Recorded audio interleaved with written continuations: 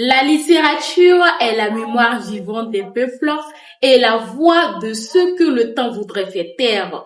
Mesdames et messieurs, fidèles téléspectateurs, bonjour et bienvenue à ce rendez-vous hebdomadaire, toujours avec votre présentatrice Belém Safiatou. Vous l'aurez deviné, ce matin, nous parlerons de littérature et pour ce faire, nous avons l'honneur d'avoir avec nous une dame exceptionnelle. De Dakar à Bobo-Dioulasso, sa plume ne fait que dire tout haut ce que l'on dit tout bas. Elle est titulaire d'une licence en lettres modernes, lauréate de plusieurs concours littéraires, notamment le prix Séverin Boitini de la nouvelle 2024, lauréate du concours du Salon international du livre de Dakar, prix spécial des éditions Lacati. Elle est autrice de 3 œuvres, à savoir Lueur d'espoir, Cri étouffé et par tous les moyens, qui est d'ailleurs une nouvelle parution. Alors, mesdames et messieurs, à l'état civil, Ouedraogo Awa, alias la scintillante, avec nous ce matin. Bonjour la scintillante. Bonjour Safi. Soyez la bienvenue sur les locaux de la Safia Web TV. Merci beaucoup. Vous êtes élégamment habillée. Oh, c'est gentil. Vous scintillez du foulard jusqu'aux orteils. Oh là là, merci beaucoup. On aimerait savoir qui est la scintillante exactement. Bon, je dirais que la scintillante, c'est une apprentie écrivaine. Elle est professeure de français. Elle s'intéresse un peu de tout. Et je dirais que c'est une amoureuse des mots. D'accord, waouh. Elle dit qu'elle est apprentie écrivaine. Ouais. Est-ce que vous la croyez? Personnellement, moi, je ne la crois pas, je ne la crois pas, mais on le saura au fil de l'émission. Apprentie écrivaine, on aimerait même savoir quand est-ce que vous avez débuté l'écriture. Bon, l'écriture, je dirais que je ne l'ai pas choisie. C'est elle qui m'a choisie. Et l'écriture, pour moi, c'est une meilleure amie. L'écriture, pour moi, c'est quelque chose d'inné. C'est quelque chose qui m'a accompagnée depuis petite. Je l'ai débuté dès l'âge de 8 ans. Wow. Ouais. C'était à Dakar, lors des, comment je vais dire ça, fêtes des mères et tout. Il y avait mes amis qui m'incitaient à écrire des poèmes pour leur maman et tout. Et c'est de là que tout est parti. J'ai adoré les livres. Waouh, à 8 ans. Ouais. À 8 ans, pendant que certains se promenaient encore à moitié nus dans les quartiers, notre Cynthia avait déjà touché, avait déjà caressé les mots de la littérature, et ça, c'est vraiment à féliciter. Merci. Et quand vous avez débuté l'écriture jusqu'à maintenant, j'aimerais savoir si vous avez déjà pris part à des concours, des compétitions de littérature. Ouais, jusque-là, c'est ce que je fais. Je participe à des concours d'écriture et tout. Et alhamdoulilah, ça va. Je vois que mes efforts sont félicités et mérités et tout. Donc, Ok. ça va. Et en 2024, votre œuvre a été retenue comme lauréate au concours de Séverin Boitini de la Et nouvelle. quel a été votre ressenti face à cela? Parce que ça a été un tout premier, si je ne me Vraiment, trompe pas. oui. Quel a été votre ressenti face à cela? J'étais contente, étonnée également. Wow. Je me disais, mais attends, ce que je fais, c'est wow en fait. Et vu que les jurys m'ont choisi et tout, je me suis dit, bah, c'est un début. Donc, on y va. Le titre de ma nouvelle là-bas, c'était Le Tribunal. Et comme thème principal, on parlait de la violence faite aux femmes. Un thème qui me parle beaucoup plus. Et je me suis dit, pourquoi pas tenter ma chance. Et c'est dans cette initiative que l'œuvre collective a été recommandée, Cri étouffé. Et c'est disponible en Côte d'Ivoire à 3000 francs. Ah, d'accord. Ouais. Cri étouffé. Tous ceux qui ont leur cri étouffé, sûrement cette œuvre vous parle. C'est Alors, ça. n'hésitez pas à contacter notre scintillance au cas où vous aurez besoin de cette œuvre-là. Effectivement. Et la scintillante de l'écriture de 8 ans jusqu'à maintenant, parce que toute chose qu'on fait, on rencontre forcément des difficultés, Ouais. on fait face à des défis. Oui. Et j'aimerais connaître les défis que vous avez eu à rencontrer dans ce domaine d'écriture-là, D'accord. surtout en tant que jeune femme. D'accord. Moi, je dirais que l'écriture ici, bon, dans notre contexte culturel et tout, en fait, ce n'est pas quelque chose qui est recommandé ou quelque chose qui est écrit. Puisque lorsque j'écris, on me demande, toi, tu fais quoi? Tu passes ton temps à écrire. Mais qu'est-ce que tu fous? La vie continue, tu écris pour faire quoi? Tu vois? En fait, c'est quelque chose de pas très intéressant ici. Et si on te comprend pas aussi, on va dire que t'es folle.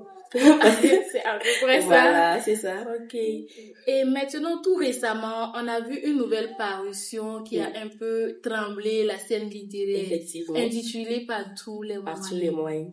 On aimerait savoir par tous les moyens. Qu'est-ce que cette œuvre même évoque à l'intérieur? Par tous les moyens. Par tous les moyens, je dirais que c'est un recueil de nouvelles particulières. Parce que nous-mêmes, lorsqu'on l'a écrit, on était émerveillés. On se disait, mais qu'est-ce qu'il y a? Peut-être c'est l'énergie ou la vibration même que l'œuvre nous fait, je sais pas quoi. Mais par tous les moyens, c'est une œuvre très particulière. Ça parle un peu de tout. Ça parle de la violence faite à la femme, des combats, de la résistance, en fait de la résilience et tout. Donc, si je comprends bien, c'est une œuvre collective. Collective, effectivement. Ah, d'accord. Ouais. Et pour ceux qui auront besoin de cette œuvre-là, comment est-ce qu'ils peuvent procéder pour entrer en contact avec vous? Bon, actuellement, l'œuvre est en rupture de stock. Je compte faire une commande, mais ce sera peut-être en début février. Waouh, mais que les gens consomment la littérature vraiment. Ça Déjà en rupture de stock. Ouais. Pourtant, moi, j'en avais même besoin. D'accord. Ouais. Et maintenant, j'aimerais connaître l'implication même de la jeune féminine dans la littérature, surtout la jeune féminine burkinabé. Personnellement, moi, je constate que les jeunes filles burkinabées ne s'adonnent pas trop dans le domaine de l'écriture. Ouais. Et voir une jeune femme qui excelle dans ce domaine-là, c'est vraiment à saluer. Et j'aimerais savoir quel est votre point de vue là-dessus. Peut-être que moi, je ne suis pas dans le domaine, je peux me tromper. Vous qui êtes dans le domaine, sûrement, vous pouviez constater qu'il y a des jeunes femmes qui excellent dans ce domaine ou le contraire. Ouais. Bon, je dirais qu'ici, on n'est pas nombreuses, non? Mais à l'extérieur, lorsque je suis allée à Dakar pour la résidence d'écriture, j'étais étonnée de voir des femmes qui écrivent. Et c'était normal. Wow. Elles étaient épanouies. En fait, elles s'autoproclamaient et tout. Mais ici, je vois que on n'est pas nombreux, c'est pas intéressant, tu vois. Bon, on sait pas trop ce que on va dire là-dessus, mais ce serait mieux que les femmes s'impliquent un peu dans la littérature féminine, surtout que les autres s'activent, les autres veulent s'autoproclamer. Pourquoi pas nous? Pourquoi pas la gente féminine burkinabé? Pourquoi pas? Ce serait merveilleux et génial en fait. Et avoir des coéquipiers et tout. C'est bon en tout cas. Et si vous pouviez leur dire quelque chose sans tabou, surtout sans tabou, pour les inciter à se lancer dans le domaine de la littérature là. Bon, je dirais que il faut oser. Il faut passer les limites. Il faut vraiment s'activer, dire non, s'autoproclamer, c'est tout. C'est tout. Parce que la littérature, c'est la liberté. La liberté d'expression, la liberté de voir les choses autrement. Exactement. Également, c'est à travers cette même littérature-là qu'on a la possibilité de dire ce que certains taisent. Alors, jeunes filles, jeunes dames, jeunes femmes, vous êtes surtout invitées à la littérature. C'est ça. Et parlons de cris étouffés. Vous dites que l'œuvre même est déjà en rupture de stock. Ça veut dire...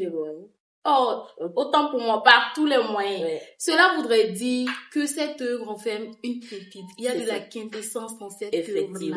Et nous qui sommes là, on n'a pas eu encore l'opportunité de nous procurer cette œuvre, mais on aimerait avoir un peu goûté, savourer ce qui cache cette œuvre-là.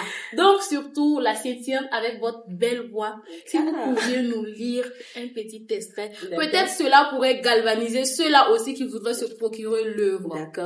Donc, nous allons lire cette œuvre-là ensemble avec la septième. Ok.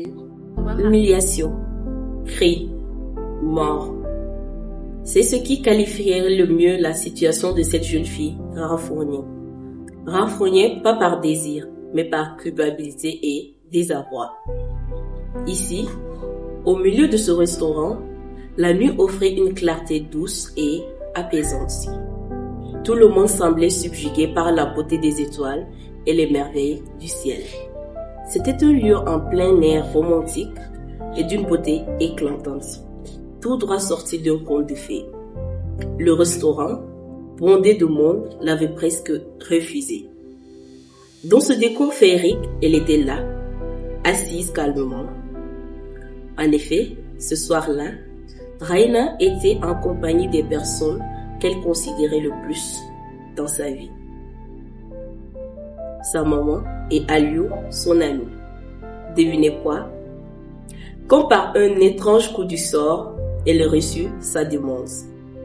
Demande de quoi, n'est-ce pas? Eh bon, de mariage, bien sûr.